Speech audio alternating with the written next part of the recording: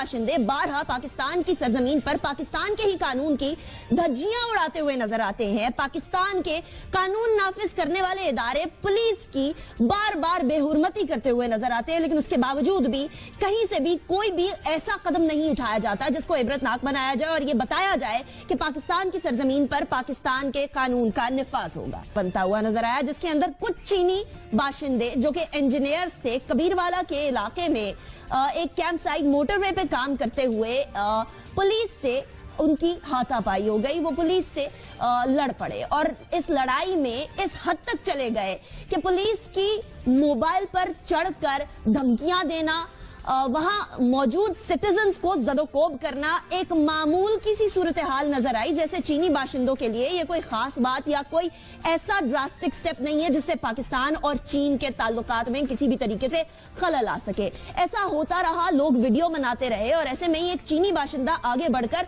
उस वीडियो बनाने वाले शख्स की तरफ अटैक करने लगा, जहां से मामला और बढ़ गया। पुलिस खामोश तमाशाई बनी रही, पुलिस मोबाइल में बैठी रही और शहरियों ने अपने हाथ में फिर ये लिया। और फिर वो जो हम रोना रोते हैं कि मॉब कल्चर पाकिस्तान में क्यों फरोग पा रहा है, उसने एक बार फिर फरोग लिया। लेकिन ये वाकया पहली दफा नहीं कि चीनी बाशिंदों ने पुलिस के ऊपर इस तरह से तशद्दुद करने की कोशिश की हो। इससे पहले भी शुजाबाद के करीब एक कैंप था, 2000 ये मशीन का डाटा चोरी करते हुए एक चीनी बाशिंदा पकड़ा गया। उसके बाद फिर 21 मार्च 2017 आया और कराची से दो चीनी बाशिंदे गिरफ्तार किए गए। 13 जुलाई 2017 को फर्द जुर्म आयद होती है और 2 अफराद पे ये फर्द जुर्म आयद की जाती है। फिर दिसंबर 2017 आता है और जाली क्लियरेंस दस्तावेजात की वजह से एक चीनी बाशिंदे को पकड़ लिया जाता है, गिरफ्तार कर लिया जाता है। उसके बाद हम लोगों को एक लंबी फहरिस्त नजर आती है, स्किमिंग करते हुए, एटीएम से पैसे चुराते हुए, डाटा चुराते हुए। तकरीबन 559 मेरे पास जो फिगर्स हैं, 559 ऐसे अकाउंट्स हैं जिससे इन्होंने डाटा चोरी किया। तकरीबन 10 मिलियन रुपए के करीब बनता है ये अमाउंट बनती है पाकिस्तानी शहरियों की मेहनत से कमाई हुई।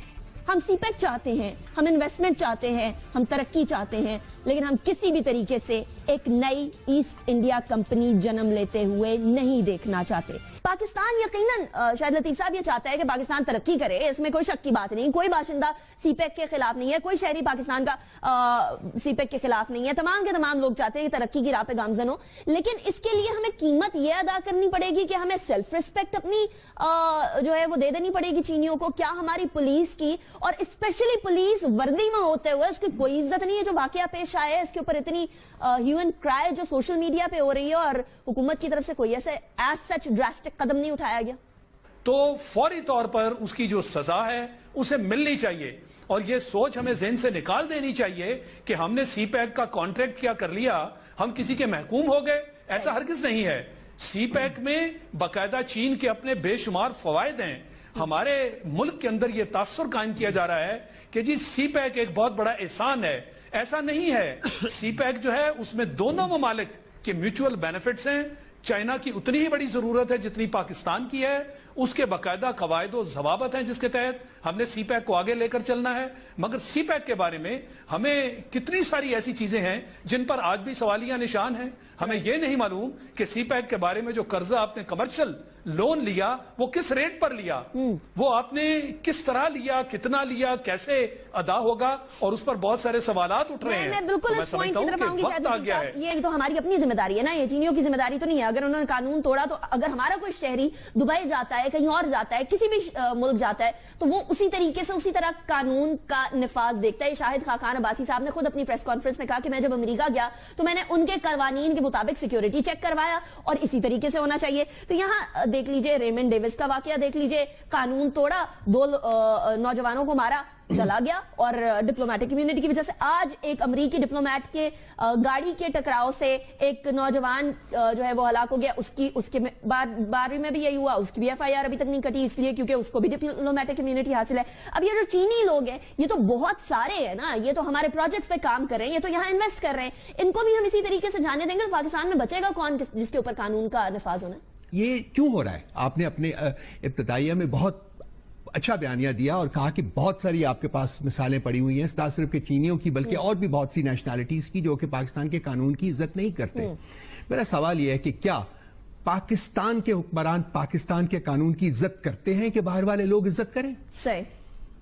ہم آج اس وقت اس موقع کے اوپر جس طریقے سے ہماری رولنگ ایلیٹ پاکستان کے قوانین کی برسر عام دھجیاں اڑا رہی ہے، پاکستان کے ان انسٹیٹیوشنز کو اپنی تنقید کا نشانہ بنا رہی ہیں جو کہ قانون کے رکھوالے ہیں، اس کے بعد کیا ہم امید کر سکتے ہیں کہ جو باہر کے لوگ یہاں آتے ہیں وہ اس قانون کی رسپیکٹ کریں گے، عزت کریں گے؟ صحیح. اور وہ کیوں کریں جب ہم خود نہیں کرتے؟ تیسری بات، ذہنیت. ہم لوگ غلامی سے نکل تو آئے ہیں لیکن صرف برائے نام نکلے ہیں. آج تک ہماری ذہنیت جو ہے وہ غلامانہ ہے، اور اس غلامانہ ذہنیت کی جو پرپیچویشن ہوئی ہے وہ اس لیے ہوئی ہے کہ ہم ریجنلی اور انٹرنیشنلی ٹوٹلی آئسولیٹڈ ہیں اس وقت. میں شاید لطیف صاحب کی بسط عزت اس بات سے اگری نہیں کرتا جو کہ انہوں نے فرمائی تھی. پاکستان اس وقت آئسولیٹڈ ہے اور پاکستان ٹوٹلی ڈیپینڈنٹ ہے چین کے اوپر. ڈیپینڈنس ہم لوگوں نے خود کریٹ کر لی نا، یہ ہمارے اپنی قصور ہے کہ ہم نے فارنر سے 4 سال نہیں لگایا. کہ اس وقت پاکستان کا اگر کوئی واحد دوست ہے ایک دو اور دوستوں کے علاوہ وہ چین ہے. پاکستان کا اکنامک فیوچر ڈیپینڈ کرتا ہے چین کے اوپر، پاکستان کی سالونسی ڈیپینڈ کرتی ہے چین کے اوپر، اور آئندہ 2-3 مہینوں میں جو فائنینشیل سچویشن بننے والی ہے انیکا وہ بنے گی جب تو نظر آئے گا. تقریباً $9.5 بلین آپ کو چاہیے اپنے لونز اور لونز کے اوپر جو انٹرسٹ ہے وہ واپس کرنے کے لیے. پیسہ سوالیہ نشان ہے کہ کہاں سے آئے گا، پیسہ واپس بھی کرنا ہے اور یہ ایک بات کو میں ریٹریٹ کروں گا کہ پاکستان کو ابھی تک نہیں پتا کہ کن ٹرمز اینڈ کنڈیشنز کے اوپر یہ پروجیکٹ انٹروڈیوس کیا گیا. پاکستانیوں کو نہیں پتا، ہمیں نہیں پتا نہیں جی گورنمنٹ کو پتا کہ نہیں پتا، مجھے تو نہیں پتا اور کسی اور پاکستانی کو نہیں پتا. شاید گورنمنٹ کو بھی پورا نہیں پتا ہو، ان کو بھی نہ پتا ہو کہ کیا وہ کر رہے ہیں. اس حد تک مسئول اور لیک آف گورننس ہے اس ملک میں کہ ہم لوگوں نے ہر چیز کو پولیٹیسائز کر کے رکھ دیا. لیکن اگر کسی کو نہیں پتا، ان تینوں ایسپیکٹس کو لے کے آگے بڑھ. اگر آپ کی بات بالکل درست ہے کہ حکومت کو بھی نہیں شاید کلیئرلی پتا کہ کرنا کیا ہے، تو پھر تو یہ لمحہ فکری ہے پاکستان کے لیے. میں وسیم بادامی صاحب کی طرف جانا چاہوں گی. وسیم بادامی صاحب، پھر تو وہی حال ہوگا جو سری لنکا کا پورٹ چائنا کے حوالے کر دیا 100 سال کے لیے کہ ٹھیک ہے جی آپ چلائیے، کیونکہ ہم قرضہ نہیں واپس دے سکتے تھے. تو ہم اگر قرضہ واپس نہ دے سکے تو ہم کس چیز کو ان کے سامنے رکھیں گے؟ ابھی ہم لوگوں کو قرضے کی، جس طرح شاید لطیف صاحب نے بھی فرمایا، رؤف حسن صاحب بھی فرما رہے ہیں کہ ہم لوگوں کو ٹرمز ٹی او آرز کا پتہ نہیں ہے، کلیئرلی نہیں پتا. حکومت نے پارلیمنٹ کے سامنے یہ بات نہیں رکھی ہے، تو پھر کس طریقے سے ہم کہہ سکتے ہیں کہ ہم سکسیس کی طرف جا رہے ہیں؟ یہ تو لون ہے، یہ کوئی امداد تھوڑی ہے. یہ ویژولز انیکا بہت ڈسٹربنگ ہے. یہ وہ جناب پولیس کی گاڑی پہ چڑھا ہوا ہے، یہ ہوا وہ ہوا. اگر اس کو ابھی سے ہم نے نہ روکا یہ مصیبت بن جائے گی. آپ یہاں کراچی کے لوگوں سے پوچھیں، یہ افغان آبادیاں ہمارے لیے نو گو ایریا بن گئی تھی، کس طرح سڑکوں پر بدماشیاں ہوتی تھی اور ہم ایسے کھڑے ہوئے دیکھتے رہتے تھے. یار کچھ نہیں کر سکتے اس کو ابھی روک لیں معاملے کو، ورنہ یہ بھی ہاتھ سے نکل جائے گا سارا سلسلہ. اور یہ ہاتھ سے نکل گیا پھر اس کو سنبھالنا اس لیے مشکل ہو جائے گا، کیونکہ جس طرح رؤف حسن صاحب فرما رہے ہیں کہ ہماری ڈیپینڈنسی بڑھتی چلی جا رہی ہے چائنا کے اوپر. شاید لطیف صاحب، اب جس طریقے سے ہم دھڑا دھڑ چھوٹ دیے جا رہے ہیں، انہیں ہم لوگوں نے کسٹم ڈیوٹی پر چھوٹ دی ہے 40 سال، ہم نے پورٹ بنانے کی کسٹم ڈیوٹی کے اوپر چھوٹ دی ہے 23 سال، ہم نے ملتان سکر سیکشن پہ چھوٹ دی ہے 11 بلین روپے، 11 بلین، اور سیلز سٹیل کے اوپر کی مصنوعات پر ٹیکس کی چھوٹ دی ہے ہم نے 11 بلین روپے. یہ تمام کے تمام فیکٹس فگر سامنے ہیں. اتنی چھوٹ اگر پاکستانیوں کو ملتی تو غالباً ہم لوگ کافی دن دگنی رات چگنی ترقی کر سکتے تھے اکنامکلی. دیکھیں، میں اسی بات کی طرف اشارہ کر رہا تھا. یہ جو رؤف صاحب نے بات کی کہ وہ مجھ سے اگری نہیں کرتے، ہم ٹوٹلی ڈیپینڈنٹ ہے چائنا پہ. اگر یہ ہمارا مائنڈ سیٹ ہے، اگر یہ ذہنیت ہے، تو پھر جو چائنا کر رہا ہے وہ تو ٹھیک کر رہا ہے. ہم نے اپنے عوام میں، اپنی حکومت، اپنے ملک کے لیول پہ یہ ہرگز تاثر نہیں پیدا کرنا، اور نہ ایسا ہے کہ ہم کسی کے محکوم بن گئے. یہ 2 ملکوں کے درمیان ایک کانٹریکٹ ہو رہا ہے. اگر وہ ہماری مدد کر رہے ہیں تو ہم کیا گوادر پورٹ بنا کے ان کی مدد نہیں کر رہے؟ ہمیں نہیں معلوم کہ ویسٹ کو ڈیولپ کرنے کے لیے وہ کتنا فاصلہ ان کا کم ہو رہا ہے؟ سی روٹس میں کس حد تک کمی آ گئی؟ کیا یہ ہمیں نہیں بتانا چاہیے اپنے لوگوں کو؟ اس لیے اس طرح کی ذہنیت کا پیدا کرنا کہ چونکہ ہمارا انحصار چائنا پہ ہے لہٰذا وہ جو کہیں وہ ٹھیک ہے، اور اس کا نقشہ آپ نے دیکھ لیا کہ سیکیورٹی تک کے معاملے میں انہوں نے جو رولز کی وائلیشن کی، یہ اس کی اجازت نہیں ہونی چاہیے. میں نے اب پھر سے وہ JF-17 کا ذکر کیا، میں اس کا چیف پروجیکٹ ڈائریکٹر تھا.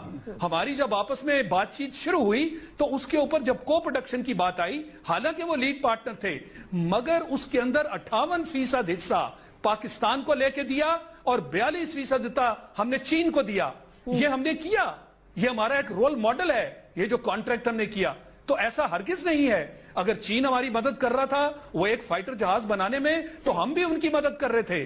ہماری جو برین تھا وہ سافٹ ویئر جس کو آپ برین ویئر کہہ سکتے ہیں. تو یہ دونوں معاملات آپس میں ایسے ہوتے ہیں میز پر بیٹھے ہوئے جب آپ ڈسکشنز کرتے ہیں کہ کبھی بھی یہ احساس دوسری کو پارٹی کو آپ نہ دلائیں کہ ہم جناب آپ کی غلامی قبول کرنے جا رہے ہیں. یہی معاملہ ہمارا لون کے معاملے میں ہے کہ جو کمرشل لونز لیے وہ بڑی کم ریٹس پر ملا کرتے ہیں, مگر سننے میں جو آ رہا ہے وہ بڑے ہائی ریٹس پہ کمرشل لونز ہمیں دیے گئے ہیں. پھر سے ہم شاید اس احساس کمتری میں اس کا ہم شکار ہیں کہ جی جیسے بھی لون ملتا ہے لے لو. اور ایک تاثر یہ بھی پیدا کیا گیا کہ جناب وہ ہماری مدد کر رہے ہیں, ان سے ساری انویسٹمنٹ آ رہی ہے.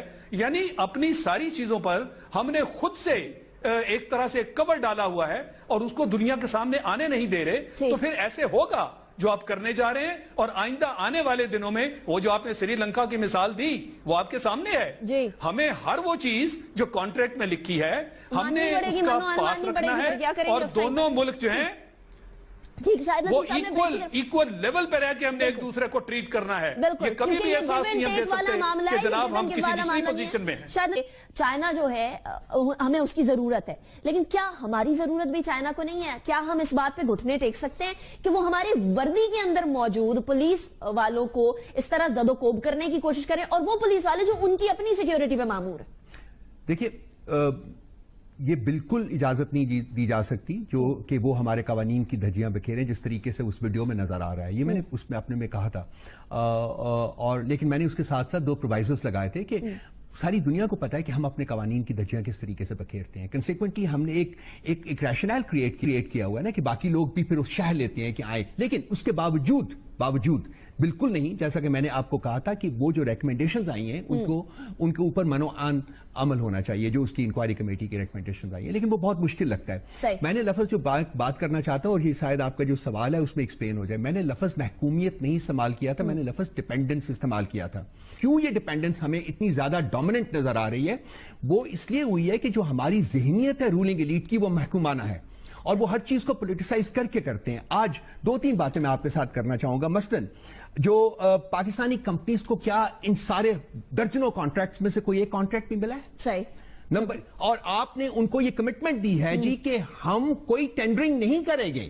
آپ کے اپنے قوانین کی اٹر وائلیشن ہے وہ. صحیح, آپ گورنمنٹ آف پاکستان کوئی کانٹریکٹ نہیں اوارڈ کر سکتی جب تک کہ اس کی ٹینڈرنگ نہ ہو, اور آپ کم از کم 3 جو ہیں انپٹس آپ کے پاس نہ آئیں اور پھر ان کو آپ ایویلویٹ کریں تو وہ کریں. تو کیا ایک بھی پاکستانی کمپنی کو ٹینڈر دیا ہے؟ یہ آپ کی کمٹمنٹ ہے کہ نہیں ملے گا؟ تمام ٹینڈرز جو ہیں وہ چائنیز کمپنیز کو ملیں گے. آپ قانون کے خلاف کمٹمنٹ کر کیسے سکتے ہیں؟ خود آپ نے کی ہے. نمبر 1 پارلیمنٹ کے سامنے یہ بات رکھی گئی ہے نہیں. نمبر 2 جو ریٹس ہیں جو ان کو دیے جا رہے ہیں, میری انڈرسٹینڈنگ ہے کہ وہ آپ کے لوکل ریٹ سے بہت زیادہ ہیں.